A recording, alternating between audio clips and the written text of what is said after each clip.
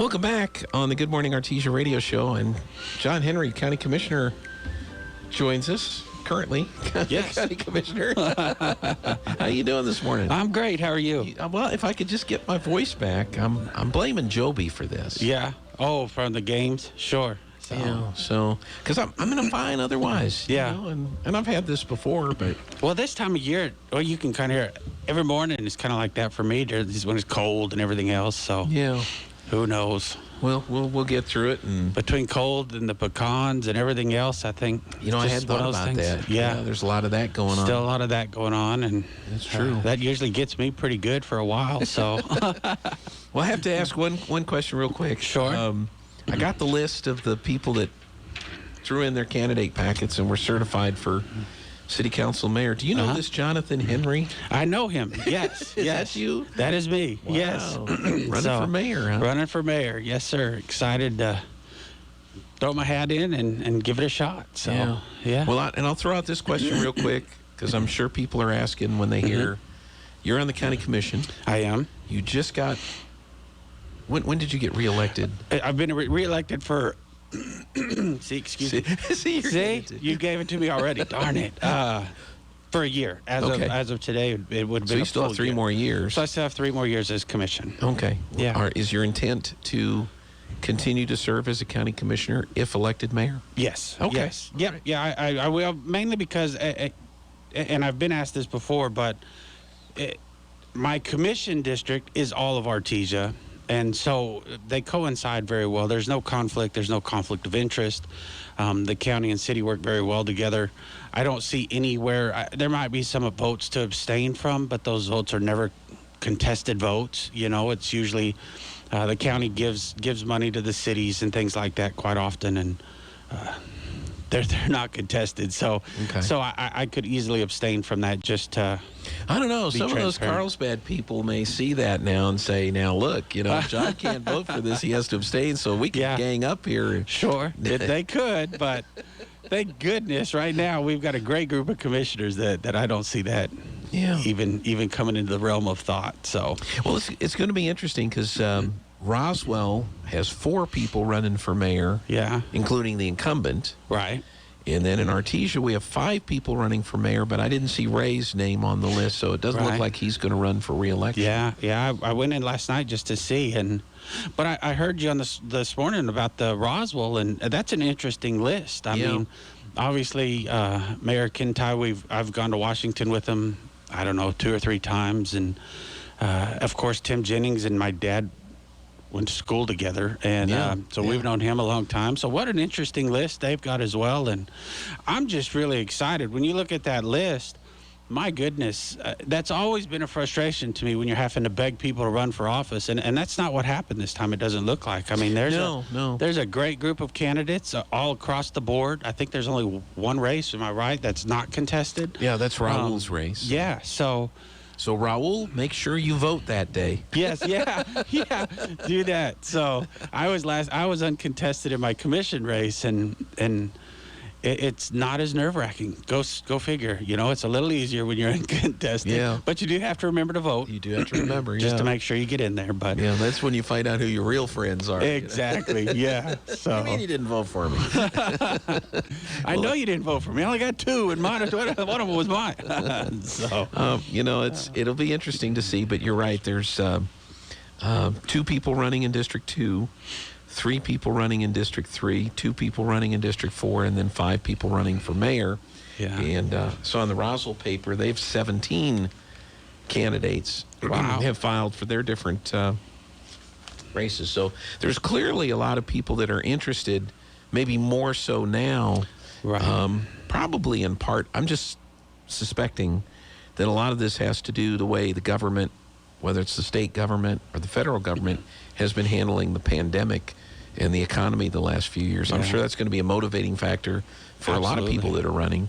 Yeah, I think you're absolutely right. I think the big motivation for everyone is we watched how different levels handled different things. And there's a lot of upset people across the board. You're talking school board, city, county, state. I think it's going to be interesting. And I think to me, what I see, especially down here, obviously, but even up north, you see a lot of Republicans waking up and going, hey, this isn't working.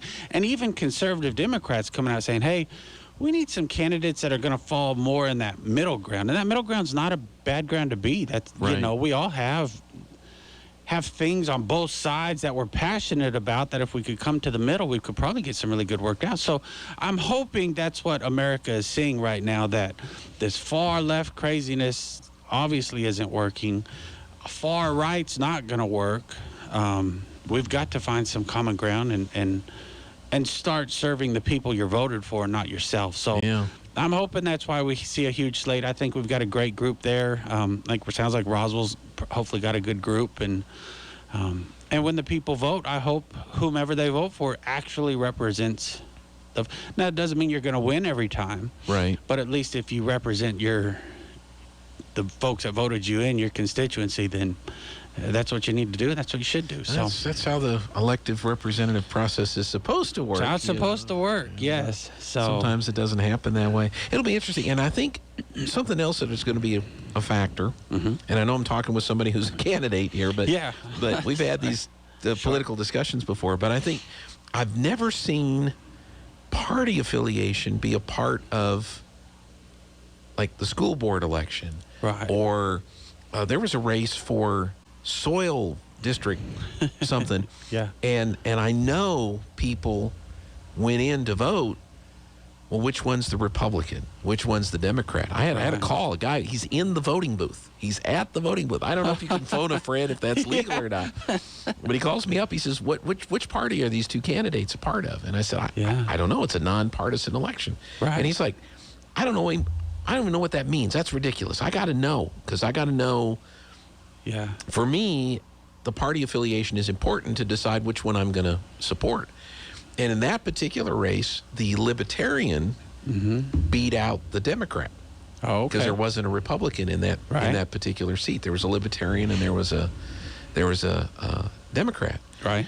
So I'm going to be curious to see, because I've never thought about that for sheriff or for county commissioner or city council member, whatever. Right. Party has never really been, these your neighbors, these these people. Yeah, you know them. Yes. And, but it's going to be interesting to see how that affects races like a city council race or a mayor's race. Because I don't think I know when I filled out my paperwork that for commissioner I had to pick. Right. But you don't fill anything out. Yeah, and there's nothing on the sheet that says what they are. So you're going to have the same thing if a group. And that's why this election cycles, all election cycles, and I always say that, right? You and I have had this discussion so many times that don't pick an RD just to pick the R&D, because sometimes there's bad Ds and bad Rs. You never know. It's really important. There's going to be hopefully debates that you can watch. There's stuff that's coming out. You can actually see. There's voting records. I would assume. I didn't look at I can't remember the whole list, but for the bulk of that list, there's a voting record on there. You could go and research what these folks have truly stood for, and now they're running on this and that. How does that work? And we should do that across the board. Trump, I think, was the only one that really didn't have a voting record. For the most part, when you get that high, there's voting records to look at. Yeah. You say this, but every time it comes to a vote, you vote this. So help me understand. Are you saying that to get elected? And we've got to do a better job as cities, as counties, as state, and federal of actually understanding who we're voting for and what we're voting for. Because then you see those smear, especially when you get to the federal level. You saw it against our current congresswoman. Oh, well, she did this, and that. Well, it wasn't true. They took a voting record and kind of skewed it a little bit. And so you have to be a savvy voter, and when you walk in there, rather than phone a friend, make sure you did which I don't mind research. if you want to call me. I'll be happy to tell you who to vote for. Yeah. So, but you can get those ballots ahead of time. Judges, that's another big one that people don't think about. People don't know about those. There was also Supreme Court, or there's judges that are on the ballots. Yeah. There was the soil positions that are on the ballot, and you look at that and you go, well, what's this about? I didn't know anything about that. So there is. And unfortunately, and I'm in the media, right, we ain't going to tell you nothing. Right. The mainstream media is not going to tell you nothing. And those outlets that do take the time to report on those things, nobody's reading them, nobody's watching them, nobody's looking at those things because it's so boring. People would much rather say, well, who are you going to vote for? Exactly. But I think you're right. I think you do need to take a little bit of time, and because all of this stuff is out long before Election Day. Absolutely. In most cases. Yeah. And so, take a little bit of time to try to figure it out. Yeah. I mean, as of right now, that's your ballot, right? I know there's a drop date that comes up, I think it's 11th, maybe. I can't remember. So some might drop. And there's a write-in. And there's a write-in. I think they can write in at the 11th and drop on the 18th or something. So there's a few days. But for the most part, that's pretty close to what your candidacy is going to look like. So you've got, 2 months? Yeah, because Election Day is first Tuesday of March. First of March. Okay. So call those folks. Especially, it's shocking how many people, like even in the commission districts, didn't. Are you my district? Are you not? And they still call and ask that. I couldn't tell you. Yeah. And I should be aware. Well, and now they've changed. So now you're going to right. have to go re-educate yourself because yes, all the districts changed a little bit. I know the commission districts changed. So, so make sure you understand what district you're voting in. And then, for mayors, it's everybody. But the rest of those, if that's your district, you might not be voting this election except for mayor. Right. I mean, if your district doesn't have someone up, you might not have a vote except for mayor. But yeah, well, they all do. The District 1, you'll just see Raul's name on there unless there's a write-in that. Right. Then you'll just see a line. Yeah. But in all the other districts, but with the realignment, and they're minor changes. Right. But you're exactly right. You may have voted for George Mullen the last time George ran. Exactly. You may not be in George Mullen's district. You may be in a different district and have to pick from one of these other candidates. Yeah, but I think it's just like commission, right? I mean, not all. Well, I guess all, because they kind of overlap. So that you probably do. Every district will probably have a vote, huh? Well, is that right? Except for District 1, because there's 4 districts. 2 reps from each district, and they run every 2 years. So it's just like the commission. We alternate. Yeah. So there's another District 1 commission counselor, but they're not up this time around. Exactly. And same with the others. So it's going to be an interesting cycle. Did the county commission meet yesterday? We did. Yes. Okay. Well, I'll tell you what. We're at the bottom of the hour, 8:30. Why don't we go ahead and take the break, and then when we come back, we'll actually talk county commission stuff. Is that okay with you? That sounds exciting to me. All right. All right. This is KSV.